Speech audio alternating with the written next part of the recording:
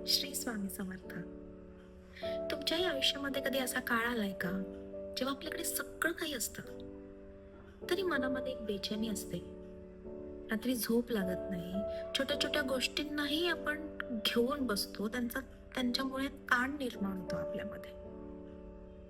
आणि सर्वात जास्त दुःख कुठल्या गोष्टीचं होतं माहितीये? जेव्हा आपलीच माणसं अशी म्हणतात की अरे ही व्यक्ती तर इतकी हसत खेळत असते, हिच्या लाईफमध्ये कुठले प्रॉब्लेम येणार, काहीच नसणार आहे, सगळं सुखी व्यवस्थित चाललं असणार. आणि खरं तर तेव्हाच आपण संपूर्णपणे तुटलेलो असतो. कोणी म्हणतं श्री स्वामी समर्थांचं नामजप करा. पहिला प्रश्न लगेच मनात येतो, खरंच नाव घेतल्याने काही होणार आहे का?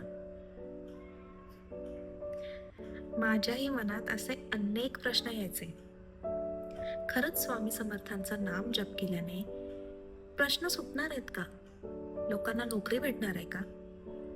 किंवा लोकांचे आजार बरे होणार आहेत?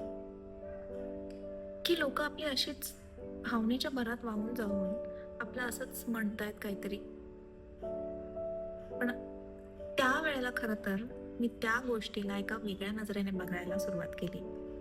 आणि तेव्हा लक्षात आलं, स्वामी समर्थांच्या नामजपाने परिस्थिती बदलण्याच्या आधी आपल्याला बदलायला ती सुरुवात करते. आणि जेव्हा माणूस बदलतो ना, तेव्हा त्याचे विचार बदलतात, त्याच्या सवयी बदलतात आणि हळूहळू त्याचं आयुष्य बदलायला लागतं. आता सोशल मीडियावरती तुम्ही खूप व्हिडिओज बघितले असतील जिथे त्यांचं म्हणणं असतं की 21 वेळा हा मंत्र म्हणा, उद्या चमत्कार बघा. खरंच आयुष्य इतकं सोपं आहे का? असं जर असतं तर सगळेच आयुष्य सुखी राहिले असते. मॅनिफेस्टेशन म्हणजे काही जादू नाहीये. तुमच्या मनाला एका प्रकारची दिशा देणं म्हणजे मॅनिफेस्टेशन. उदाहरणार्थ, एका बिल्डिंगमध्ये 2 गृहिणी असतात. दोघींच्याही आर्थिक परिस्थिती काही चांगल्या नसतात.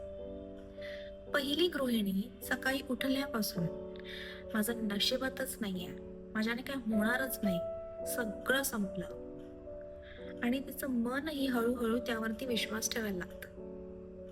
तीच दुसरी गृहिणी सकाळी उठल्यावरती आधी 5 मिनिटं शांत बसते, श्री स्वामी समर्थांचं नाम जप करते आणि स्वतःला सांगते की काहीही झालं तरी मी प्रयत्न करत राहणार आणि बाकी सगळं स्वामींवरती सोडणार. आता या दोघींच्या समस्या लगेच सुटल्या का?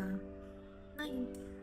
पण त्यातल्या एका गृहिणीच्या मनात चालणारा जो गोंधळ होता तो कमी व्हायला लागला, तिचं मन शांत व्हायला लागलं, ती नवीन काम शोधायला लागली, तिचं बजेट नीट केलं तिने, तिला नवीन संधी दिसून यायला लागल्या.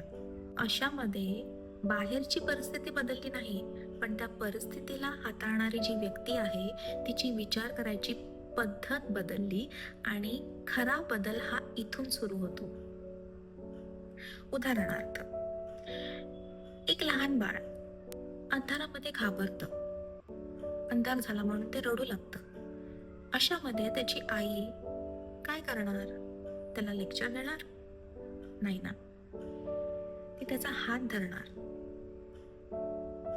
अशाने ती अंधाराला हटवते का किंवा अंधाराला मिटवते का? नाही. पण ती त्याच्या मनामध्ये एक विश्वास निर्माण करते. आणि स्वामी नामाचंही तसंच काहीतरी आहे. तुमच्या आयुष्यातल्या अडचणी ते एकदम नष्ट करतात असं बोलणं योग्य नाही, पण तुमच्या आयुष्यात येणाऱ्या अडचणींना सामोरं जाण्यासाठी जे धैर्य असतं ते धैर्य तुम्हाला हे नाम जप देऊन जातं. आणि जेव्हा माणसाच्या आतमध्ये धैर्य येतं तेव्हा माणूस कुठल्याही परिस्थितीला घाबरत नाही. एक गोष्ट तुमच्या लक्षात आली आहे का? जेव्हा आपण खूप रागात असतो तेव्हा प्रत्येक गोष्ट आपण चुकीची करतो, प्रत्येक निर्णय आपले चुकीचे होतात. आता या परिस्थितीला जबाबदार कोण? आपलं नशीब की आपलं अस्थिर मन? जर तुमचं मन शांत असेल तर त्या परिस्थितीला एका वेगळ्या पद्धतीने हाताळण्यासाठी तुम्हाला तुमचं मन प्रवृत्त करतं. आता स्वामी जपामध्ये ताकद आहे का? जी साधना तुमचं मन शांत करते, तुमच्यामध्ये एक नवीन आशा निर्माण करते किंवा तुम्हाला कुठलं तरी चांगलं कर्म करण्यासाठी प्रवृत्त करते, या साधनेची किंमत नक्कीच असते. म्हणून तुम्हीही आजपासून श्री स्वामी समर्थ महाराजांचं नाम जप करायला घ्या. फक्त एकदा नाम जप करायला सुरुवात करा. बघा तुमच्या आयुष्यामध्ये किती बदल होतात. श्री स्वामी समर्थ.